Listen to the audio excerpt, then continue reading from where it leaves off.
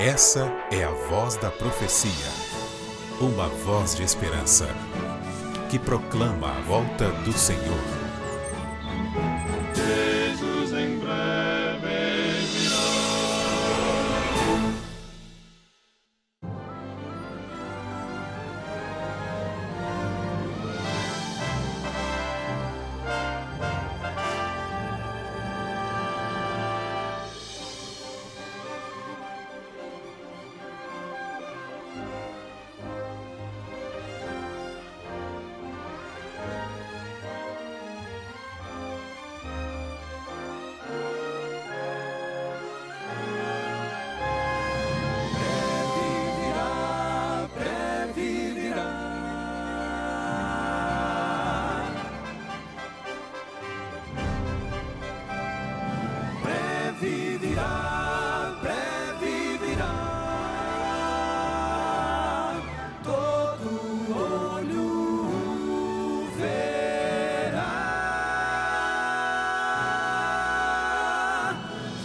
Você ou não, creia você ou não, ele virá. A profecia diz, a palavra diz que ele virá. Esta é a voz da profecia, uma mensagem de fé e esperança que anuncia a volta do Senhor. E felizes aqueles que leem e que ouvem as palavras da profecia e guardam as coisas nela escritas, pois o tempo está próximo. Servos de Deus, a trombeta tocai, breve Jesus voltará. A todo mundo a mensagem levai, breve Jesus voltará.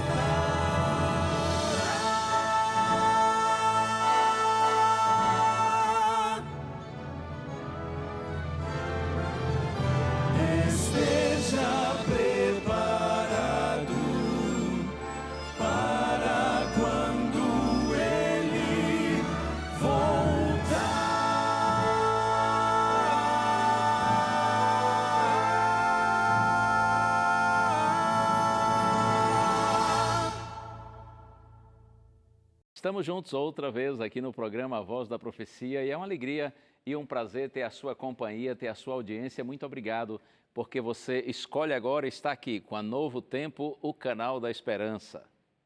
No programa de hoje, além dessas músicas deliciosas do quarteto Arautos do Rei, você também vai conhecer a história da Sandra. Uma mulher que por muito tempo foi resistente ao Evangelho, à palavra do Senhor, ainda que buscando encontrar um sentido para a vida, até que o Senhor a alcançou e a transformou. É maravilhoso ver essa história. E eu ainda quero hoje também começar com você uma série de temas baseados no Evangelho de João, o Evangelho escrito por João, o Evangelho do Senhor Jesus Cristo na visão de João, de acordo com os ensinamentos apresentados no seu Evangelho. Eu tenho certeza que essa será uma mensagem de Deus para você hoje. Convido você para interagir conosco por meio das nossas redes sociais, que ao longo do programa você vê aí na sua tela. E eu quero também oferecer um presente para você.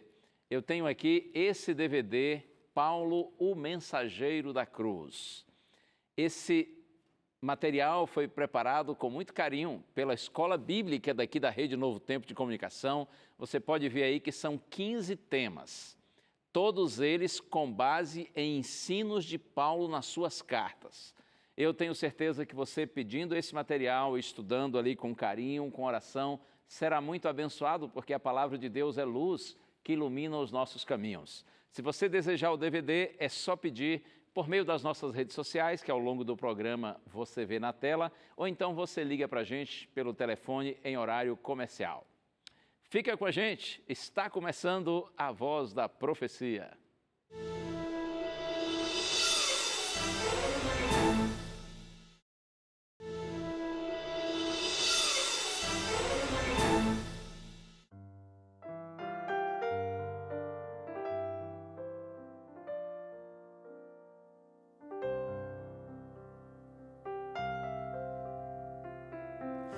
Em tristezas eu vivia, o amanhã me era escuro, não sabia onde meu pensamento pôr, mas em toda a provação Jesus proveu consolação, pois meu viver tornou mais forte o coração.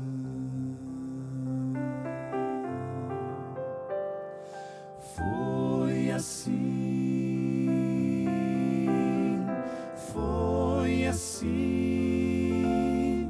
que aprendi a ter confiança em Cristo meu Senhor.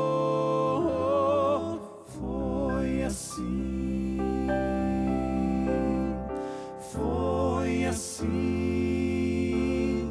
que aprendi a depender do amor de Deus.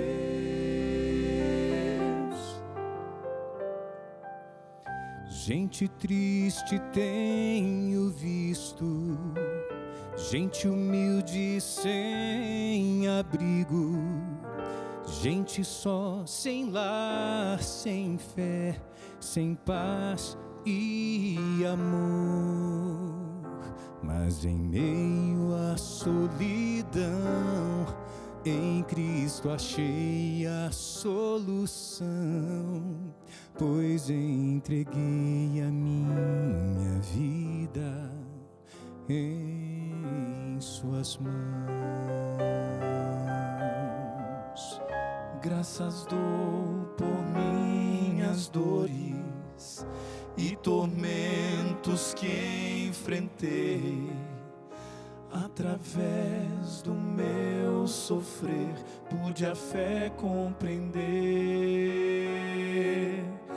e senti bem junto a mim o amor de Cristo a me guiar em segurança no caminho rumo ao lar.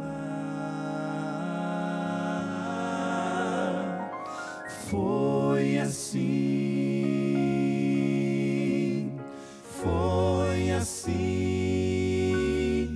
que aprendi a ter confiança em Cristo meu Senhor.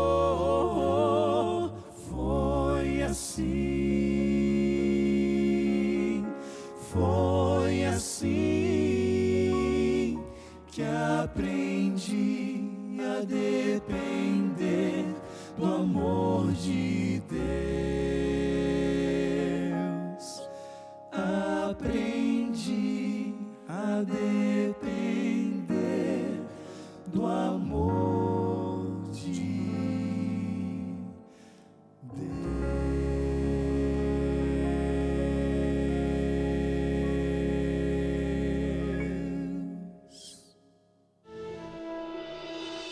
Meu nome é Sandra Regina Ferreira Castro, eu tenho 62 anos, estou sozinha, moro sozinha, eu sou corretora de imóveis, tenho uma vida absolutamente tranquila, calma, eu sou mãe de uma filha maravilhosa, tenho 3 netos, amo meu trabalho, amo o que eu faço, vivo extremamente bem, vivo de forma confortável em todos os sentidos. Bem, a minha vida, a minha infância, né? Vamos começar pela minha infância. Eu não cresci num lar cristão, eu não cresci num lar religioso, eu não tive nenhuma formação cristã ou religiosa. Nós criamos na pessoa de Jesus Cristo como Redentor, como Salvador, mas assim, era mais uma história contada para a gente crer em alguma coisa do que um foco, do que uma vida de comunhão. E assim foi toda a minha infância. Chegou uma época da minha vida que eu vi que eu tinha conseguido tudo. Esse tudo é muito vago. Eu era uma pessoa que tinha até assim, eu era objeto e alvo de inveja de algumas outras pessoas. Eu era uma pessoa bem-sucedida, eu era empresária. Eu tinha conseguido sozinha, com os meus esforços, eu tinha conseguido me estabilizar emocionalmente, financeiramente, familiarmente. Eu tinha minha filha criada, eu tinha meus netos, eu tinha uma vida saudável, eu era uma empresária bem-sucedida na cidade. Mas eu tinha um vazio de alma, eu tinha uma tristeza, que era uma coisa assim, inenarrável. Nada me completava, nada estava bom. Então, enquanto eu trilhava nesse foco, nesse projeto pessoal de conseguir, de comprar, de montar, de fazer, de empreender, isso foi me consumindo, o tempo foi me ocupando e eu fui tendo assim, meio anestesiada com relação às coisas outras, principalmente na parte espiritual. E aquela famosa história de que acontece com muita gente, eu comecei a perceber que o vazio, o tamanho do vazio que eu tinha, era o tamanho certinho de Deus, faltava Deus na minha vida, faltava comunhão com Deus. Aquele Deus do alto que eu agradecia, que eu orava, que eu lembrava que Ele estava me protegendo, que eu pedia proteção quando eu saía, quando eu voltava, era um Deus para mim inacessível. Ele não era o meu pai, Ele era o Deus que tinha me apresentado. Era o Deus criador de tudo e que a gente tinha que temer a Ele. Eu precisava preencher esse vazio. Eu não sabia o que era, então começou a minha busca eterna por aquilo que ia me satisfazer. No primeiro momento eu achei que pudesse ser um novo relacionamento, já que eu sentia essa dor de solidão quando era à noite. Não era. De repente, algumas viagens também não era. De repente, a minha filha que estava em outro estado, quem sabe trazendo ela próxima, também não era. E eu acabei, como muitas pessoas acabam, na frente de um programa na televisão, que eu ouvi alguém falar de Deus, de Cristo, do Cristo que morreu por nós, do Cristo Salvador, do Cristo que faz tudo para nos ter do lado dele, junto a ele. E essa presença me preencheu. Então eu pensei comigo mesmo, era o que estava me faltando. E aí começou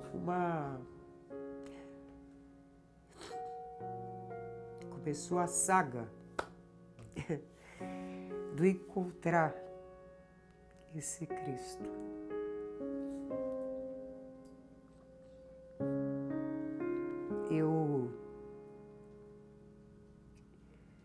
De peito aberto, Davi, de coração rasgado, eu sabia que aquele espaço que eu tinha aqui dentro era dele.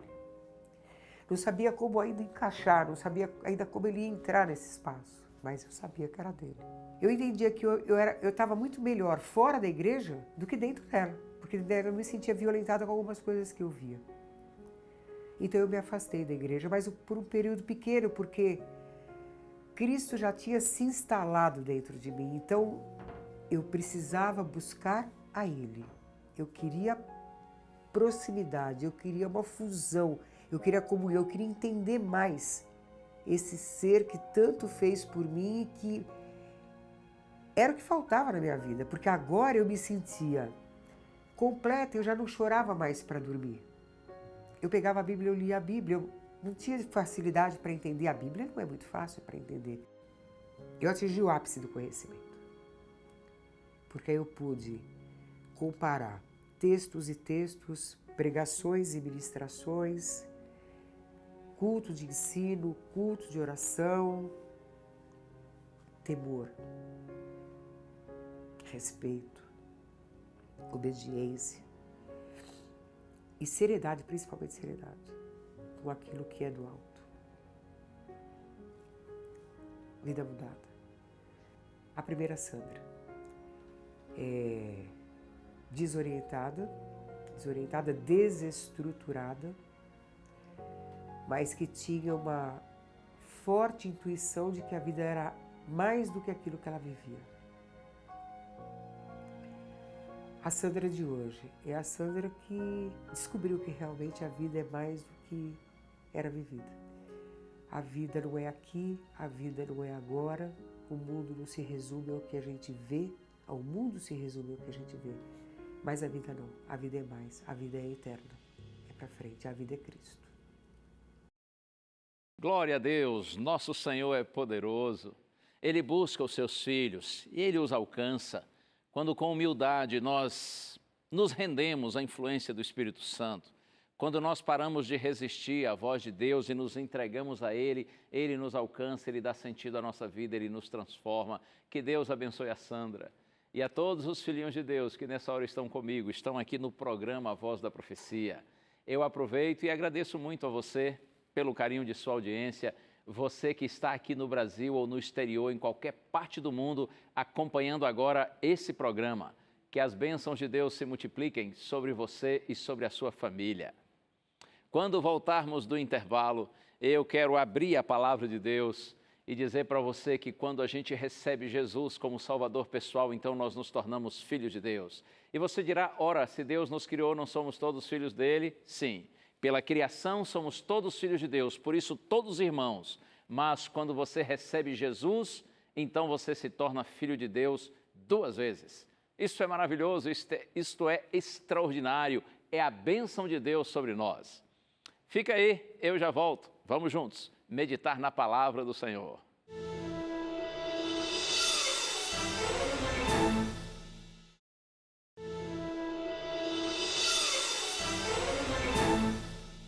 Que bom que você permanece e nós estamos juntos aqui no programa A Voz da Profecia.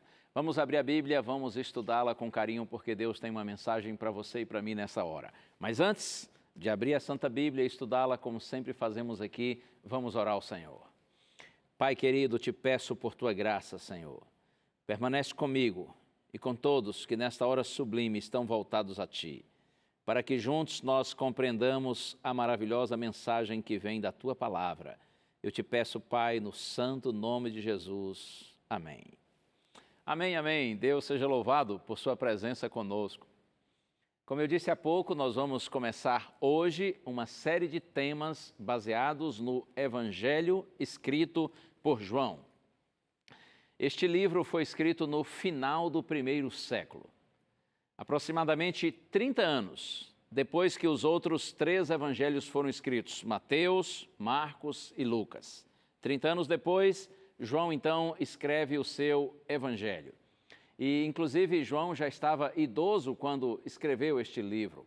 Ele era o único sobrevivente dos 12 apóstolos. Todos os outros tinham sido martirizados, assassinados por causa do Evangelho. João era o único sobrevivente quando escreveu estas palavras. Ele se sentiu impressionado, inspirado pelo Espírito Santo a escrever para a igreja, apresentando novamente a vida do Senhor Jesus Cristo, para uma geração, inclusive, que não conheceu Jesus.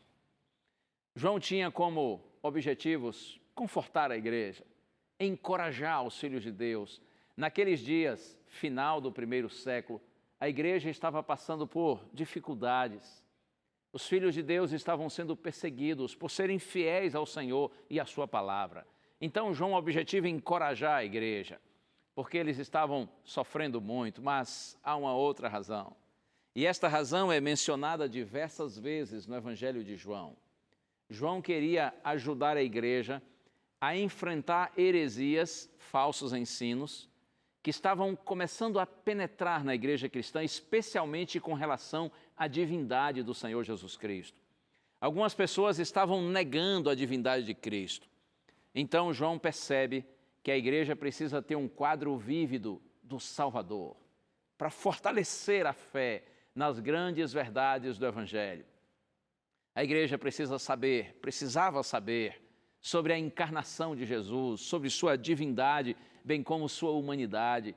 João entende que a igreja precisava entender a respeito da vida perfeita de Jesus, isenta de pecado, sua morte expiatória, sua ressurreição gloriosa e, é claro, a sua segunda vinda, que é a nossa bendita esperança. Eu quero, então, começar o estudo lendo com você as primeiras palavras que estão registradas aqui no Evangelho de João. Vamos ler os capítulo 1, versos de 1 a 5. Está escrito assim: No princípio era o Verbo, e o Verbo estava com Deus, e o Verbo era Deus. Ele estava no princípio com Deus. Todas as coisas foram feitas por intermédio dele, e sem ele nada do que foi feito se fez. a vida estava nele, e a vida era a luz dos homens. A luz resplandece nas trevas, e as trevas não prevaleceram contra elas. Ou melhor, as trevas não prevaleceram contra ela, ou seja, contra a luz de Deus, que era o próprio Senhor Jesus Cristo. Nestas palavras, João está dizendo que, primeiramente, é claro, Jesus é Deus. Ele estava no princípio com Deus e o Verbo era Deus. E mais, João diz que todas as coisas foram feitas por intermédio dele. O Senhor Jesus Cristo também, diz João, é o Criador. Você percebe que já no início do Evangelho, João está ressaltando a divindade do Senhor Jesus Cristo. Quando ele usa aqui a expressão verbo, no sentido de que no princípio era o verbo, a palavra grega é logos. E logos significa verbo, palavra, ou podemos dizer também relato, narrativa. A ideia é de que o Senhor Jesus Cristo, esse que é Deus, que é Criador e que é luz, ele veio para revelar a Deus, no sentido de que, assim como nossas palavras e nossas ações expressam a nossa vontade, mostram quem nós somos, Jesus veio com essa intenção de revelar a vontade de Deus, o caráter de Deus, para que nós pudéssemos conhecê-lo melhor. Deus já havia se revelado através das obras da natureza. Sim, a natureza é uma grandiosa revelação de Deus. Paulo, inclusive, diz na carta aos Romanos, no capítulo 1, que as obras de Deus são tão grandiosas e espetaculares que, quando os homens negam a existência de Deus, mesmo diante da natureza exuberante, eles se tornam indesculpáveis. Então, veja, Deus já havia se revelado por meio da natureza. Deus também já havia se revelado aos homens por meio da sua palavra, que é a revelação escrita, a revelação especial de Deus. No caso, até ali, o Antigo Testamento. Mas, agora então, Deus se revela de forma grandiosa. É a sua suprema revelação. É o Senhor Jesus Cristo. E João diz, ele é Deus, ele é Criador, ele é luz, ele é vida. Mas sabe que de todo o capítulo 1 aqui de João, que é muito bonito, o verso que eu mais gosto é o 14. Está escrito assim: e o Verbo se fez carne e habitou entre nós, cheio de graça e de verdade, e vimos a sua glória, glória como do unigênito do Pai. Oh, que maravilha! O Verbo de João, a palavra, Jesus, ele se fez carne, ele se fez homem. O Deus eterno se tornou gente. Emanuel, Deus conosco. O Verbo se fez carne e habitou entre nós, cheio de graça e de verdade. Graça aqui no sentido de que Jesus demonstrava amor, bondade, misericórdia, compaixão e também cheio de verdade, porque Jesus era e é a própria personificação da verdade. Ele veio, o Verbo se fez carne e habitou entre nós, cheio de graça e de verdade. E João diz assim, e nós vimos a sua glória, glória como do unigênito do Pai. Mas sabe que nesse texto há uma nota triste, e por sinal muito triste. Está aqui, olha, capítulo 1, agora nos versos 10 e 11. Olha o que João diz. O Verbo estava no mundo. O mundo foi feito por intermédio dele. Mas o mundo não o conheceu. Veio para o que era seu e os seus não o receberam. Você compreende? João está dizendo, olha, Jesus se tornou carne, habitou entre nós. Ele veio para esse mundo, o mundo que foi feito por intermédio dele, mas o mundo não o conheceu. Veio para o que era seu e os seus não o receberam. Jesus foi ignorado, Jesus foi desprezado, Jesus foi incompreendido pela maioria das pessoas. Eu fico imaginando quanta tristeza nosso Senhor sentia quando, tendo vindo ao mundo movido por amor para nos salvar, por estes objetos do seu amor, foi completamente ignorado e desprezado. Eu me lembro uma vez que estive num encontro de casais, já tive a oportunidade de participar de muitos encontros de casais, E uma vez eu estava num desses encontros e houve um momento ali de uma dinâmica quando foi dada a oportunidade para que alguns dissessem assim coisas que podem magoar, que podem entristecer o cônjuge ali na relação do casamento, na relação conjugal. Então alguém falou sobre infidelidade, outro falou sobre palavras agressivas ou mesmo atitudes agressivas e mencionaram assim várias atitudes e palavras que magoam, que machucam. E quando terminou aquele momento, houve um intervalo e eu estava com a minha esposa quando uma senhora se aproximou de nós e ela disse assim: pastor, a gente estava ali discutindo sobre coisas que magoam no casamento, ela disse. Eu não quis falar nada, mas para mim, pastor, ela disse, o que mais machuca é desprezo. É quando a gente sente que está sendo ignorada pelo marido. O que mais machuca, ela disse, e aí eu vi os olhos cheios de lágrimas. Ela disse assim, é quando a gente sente que ama, mas não é amado, não é amada. Quando o amor da gente não é correspondido. E eu fiquei olhando aquela mulher com suas lágrimas e pensando assim, meu Deus, quanto desprezo essa mulher deve enfrentar no seu casamento, no seu relacionamento conjugal.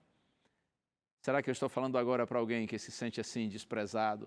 Seja no casamento ou em qualquer outro tipo de relacionamento, talvez com seus filhos, ou pelos seus pais, pelos seus irmãos, por amigos.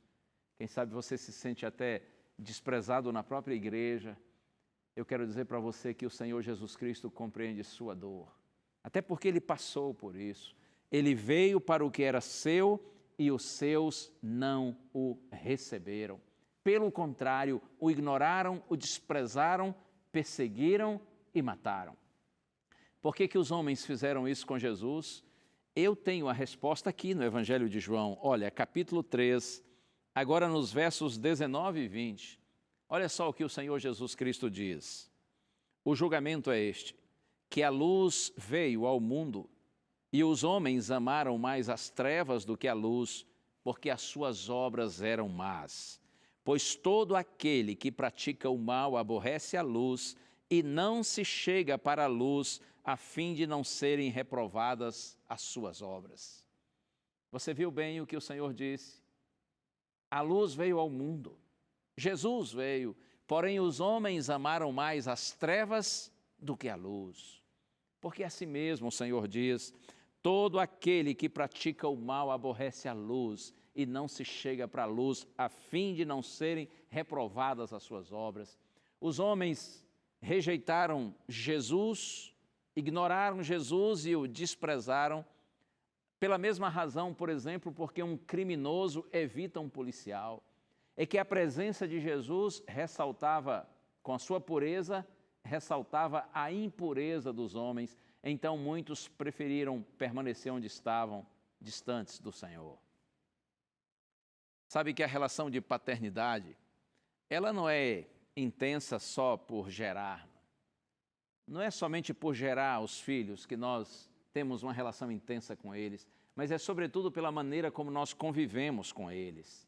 Então veja uma coisa, segundo a Bíblia, por causa do pecado nós fomos separados do convívio com o Pai. Nós somos separados da convivência com o nosso Deus. E o pior ainda do que esta separação de Deus causada pelo pecado, nós passamos a gostar do pecado. Nós deixamos de apreciar o caráter do Pai, sua lei, sua vontade, seus caminhos. Por isso que os homens desprezaram Jesus. Eles amavam, está escrito, mais as trevas do que a luz, porque as suas obras eram más. Eles não estavam apenas sem o convívio do Pai, eles estavam acostumados com tudo aquilo que era contrário à vontade do Pai. Por isso, quando estiveram diante de Jesus e perceberam que Jesus vinha de Deus e Jesus era luz, então eles preferiram as trevas à luz. Mesma razão porque muitos hoje também optam por se afastarem de Deus e rejeitam os caminhos do Senhor. Mas olha, eu quero apresentar para você agora uma boa notícia desse texto. Está aqui mesmo. João, no capítulo 1, e eu vou ler os versos seguintes, versos 12 e 13. Olha só o que está escrito. Mas a todos quantos o receberam, deu-lhes o poder de serem feitos filhos de Deus, a saber, aos que creem no seu nome, os quais não nasceram do sangue, nem da vontade da carne, nem da vontade do homem, mas de Deus. A todos quantos o receberam. Significa dizer que muitos o rejeitaram. Aliás, a maioria rejeitou Jesus. No entanto, alguns o receberam, alguns o aceitaram. E a palavra de Deus diz: a todos quantos o receberam, deu-lhes o poder de serem feitos filhos de Deus, os quais não nasceram do sangue, nem da vontade da carne, mas de Deus. Você percebe que a iniciativa aqui é de Deus? É Deus que se apresenta a nós, Ele que se revela a nós, Ele que toma a providência de nos buscar, a iniciativa é divina. Só que tem um detalhe, a decisão, a escolha é humana. Você aceita ou você rejeita? Todos quantos aceitam, todos quantos decidem por Jesus, então está escrito, eles recebem o poder de serem feitos filhos de Deus. E de repente você poderá dizer assim: pastor, afinal de contas, todos nós não fomos criados por Deus, não é assim que nós cristãos cremos? Se todos fomos criados por Deus, então todos somos filhos de Deus.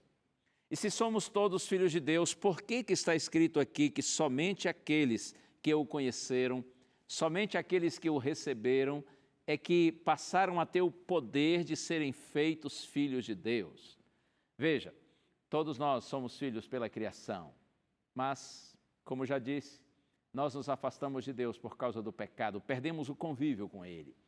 Passamos a gostar das coisas contrárias à vontade de Deus, a gostar do pecado, das trevas. No entanto, quando você ouve a palavra de Deus e recebe Jesus como Salvador pessoal, então você agora se volta para Deus e você se torna outra vez filho de Deus, mas não só pela criação, pela redenção. E aqueles que são filhos de Deus pela redenção, digo, eles não apenas foram gerados, mas agora eles estão em harmonia, em conexão. Agora eles convivem com Deus. Eu gosto de pensar no texto original em relação a esse verso. A palavra que está aqui, quando diz assim, e a todos quantos o receberam, deu-lhes o poder de serem feitos filhos de Deus. A palavra poder no grego, o texto original, na verdade existem duas palavras.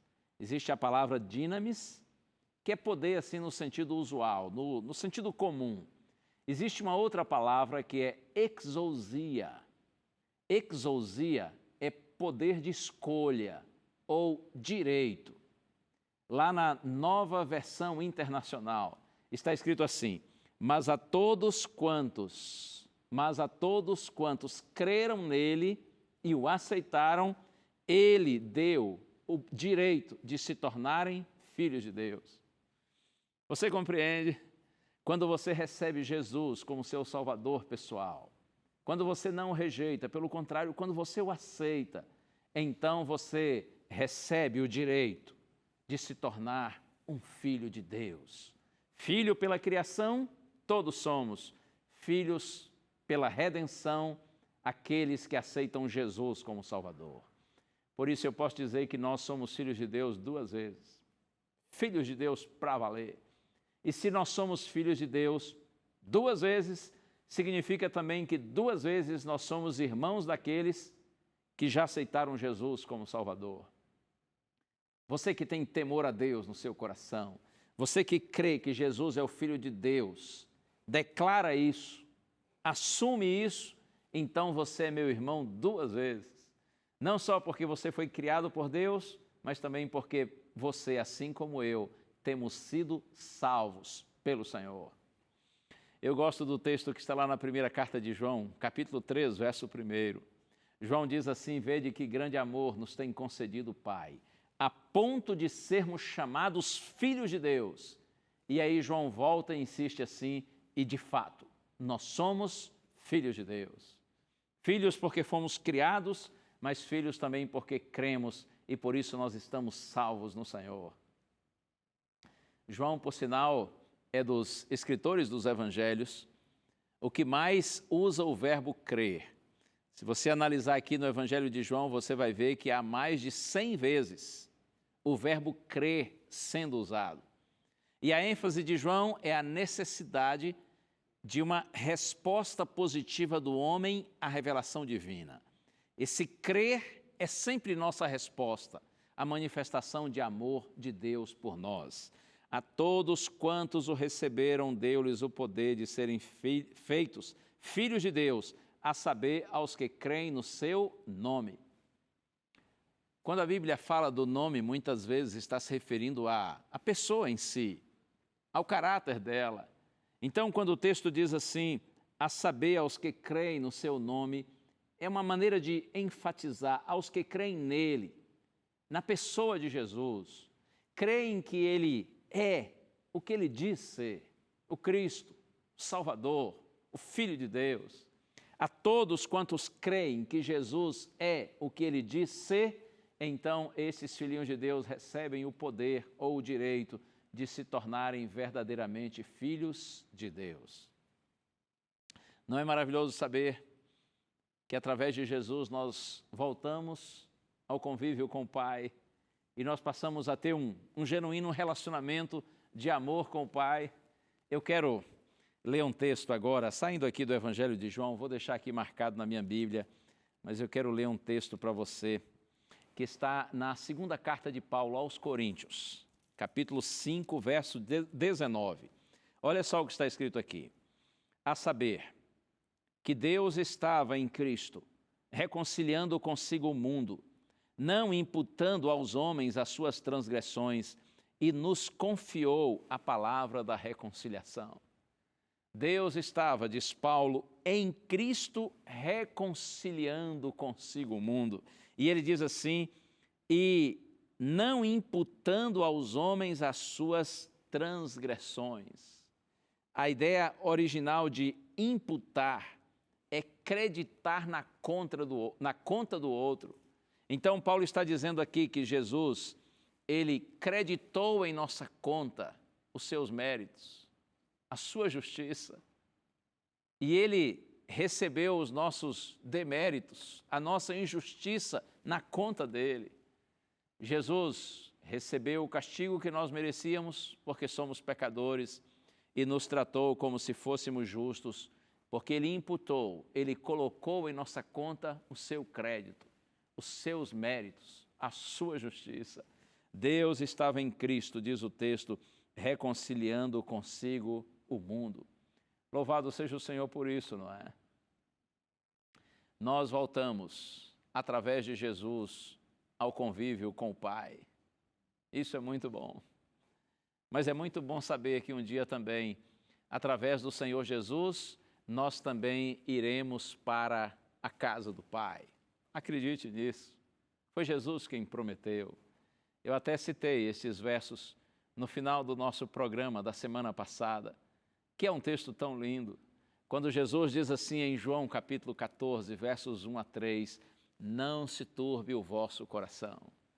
Credes em Deus, crede também em mim, diz o Senhor. Na casa de meu Pai há muitas moradas. Se não for assim, ele diz, eu vou-lhe teria dito, vou preparar-vos lugar. E quando eu for e vos preparar lugar, voltarei e vos levarei para mim mesmo, para que onde eu estou estejais vós também. Essa é a promessa de Deus. Ele foi, mas antes de ir ele disse assim, fiquem tranquilos, não fiquem tristes, não fiquem preocupados, não fiquem temerosos. Jesus tinha dito aos discípulos pouco antes de que ele iria morrer, mas ele iria ressuscitar e voltaria para o Pai. E ele viu que os discípulos estavam tensos, meio intranquilos, não compreenderam direito a mensagem. Nesse contexto que Jesus disse assim, fiquem tranquilos, filhos, porque na casa do Pai há muitas moradas. Aonde eu vou, há lugar para vocês, e eu vou ajeitar o lugar de vocês. E quando eu for e preparar esse lugar para vocês, então eu voltarei e eu levarei vocês para mim mesmo. Olha, disse Jesus, se não tivesse lugar, eu teria dito para vocês, mas tem lugar sim, creiam para valer, tem lugar para vocês na casa do meu Pai. E quando eu for e preparar esse lugar, então eu voltarei. eu retornarei. Eu venho buscar vocês, para que onde eu estou, disse Jesus, vocês também estejam. Você já parou para pensar como deve ser a casa do Pai? Esse cenário aqui, por sinal, está muito bonito, não é? Grande, novo, está chique, não é? Eu estou me sentindo muito bem aqui. A gente gosta das coisas bonitas, não é? Eu fico pensando, se isso aqui está bonito, como deve ser a casa do Pai? Se o nosso Deus, em apenas 6 dias, fez este mundo tão grandioso e tão belo, imagine você o que o Senhor já preparou para nós nesses últimos 2000 anos. Imagine você como deve ser a casa do Pai. Oh, deve ser lindíssima. Tudo assim com muito bom gosto. Tudo criado e feito com muito esmero para ser um lugar maravilhoso, para a gente viver bem, viver confortavelmente, para a gente viver feliz. A casa do Pai deve ser um lugar extraordinário. Mas sabe de uma coisa? Não há muito valor em você viver num lugar chique se você vive sozinho. Ou se, quem sabe, você vive com outras pessoas, porém você sente que é ignorado, que é desprezado, você não se sente bem-vindo. O lugar é bonito, o lugar é chique, mas as pessoas que estão com você, elas não tratam você com bondade. Oh, isso não é legal, não é? Pois olha, o melhor da casa do Pai, acredite, não vai ser apenas o lugar que vai ser tão lindo que a gente não tem como descrever. O melhor da casa do Pai será a companhia do Pai, será conviver com o Pai, com o Filho, com o Espírito Santo e conviver com as pessoas que nós amamos.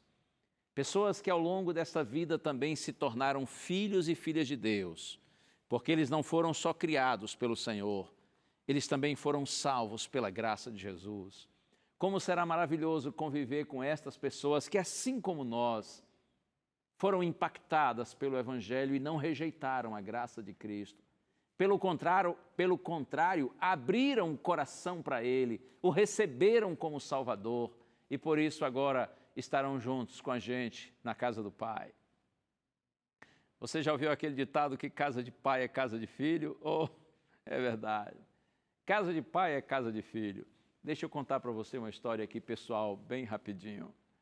Há poucos meses, quase um ano já, a minha filha mais velha, ela se casou.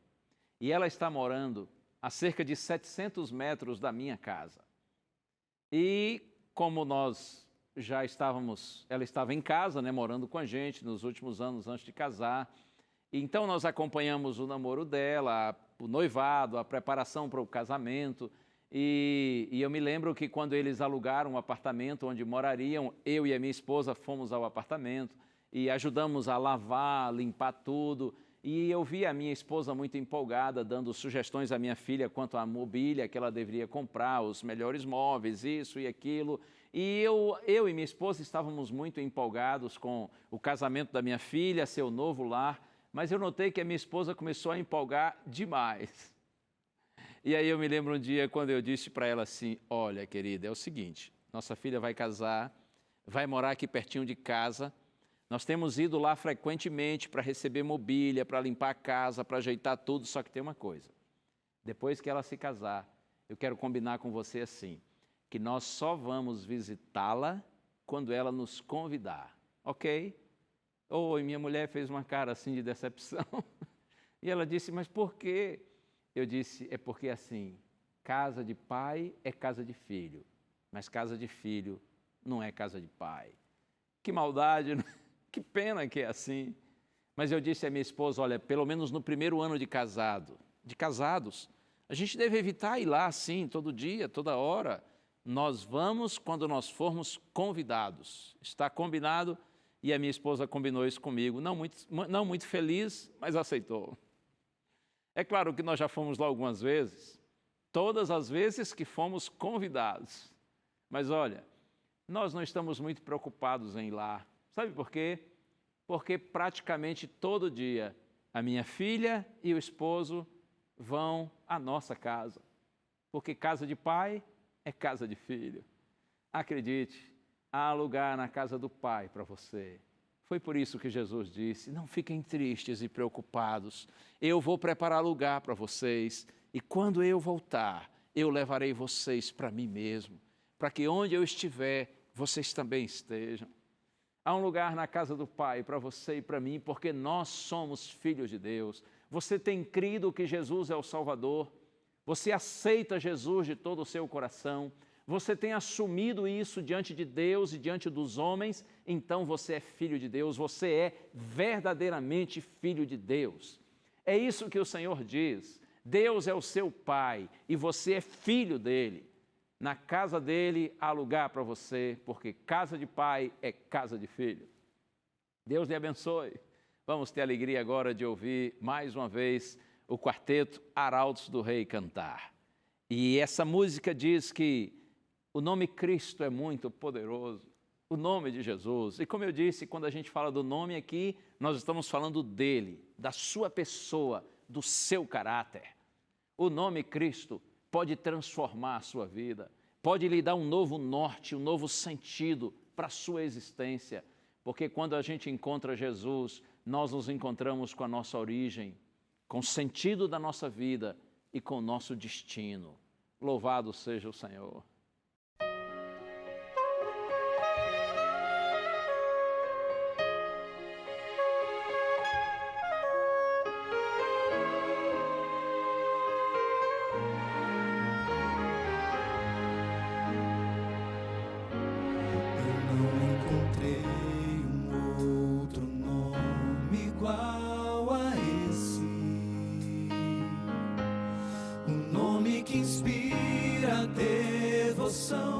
E o mais puro amor, o nome que Deus nos enviou como um presente, e nós recusamos aceitar como Senhor. Esse nome nos quer curar, é preciso pedir. Esse nome nos quer salvar e nos vai redimir. Através desse nome de luz, recebemos virtudes da cruz. Esse nome bendito é Cristo Jesus.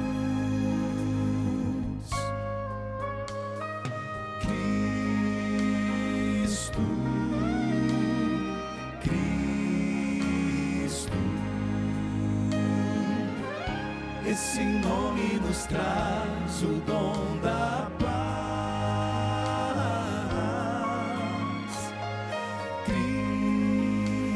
Cristo,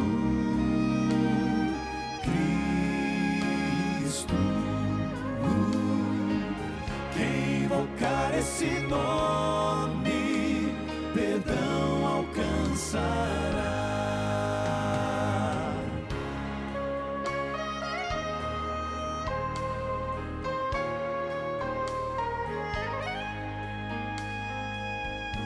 Você pode fingir que não precisa desse nome, ou pode fugir pra não querer desse nome escutar, mas não vai conseguir fazer com que ele te abandone. Esteja onde estiver, o seu amor vai lhe encontrar. Esse nome vai lhe envolver, sem você perceber. Esse nome já lhe escolheu para um novo viver, muito além desse céu tão azul. Há um lugar onde tudo reluz, e o centro da glória é Cristo Jesus.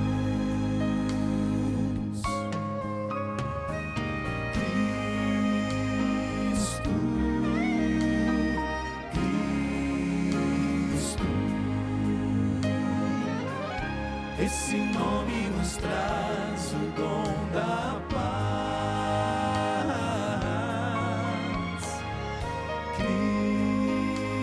Cristo, Cristo,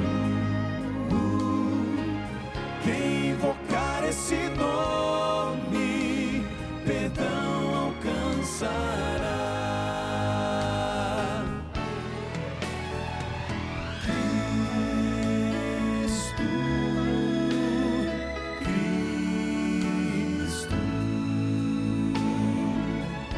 Esse nome nos traz o dom da paz.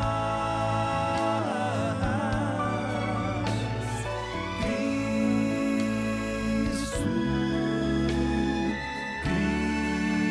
Cristo,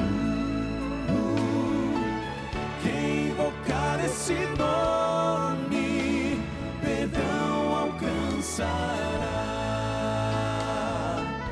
Quem invocar esse nome, perdão alcançará.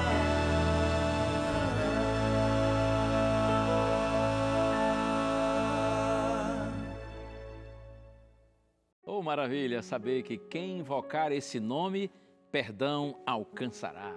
Porque o nosso Deus tem prazer em nos perdoar.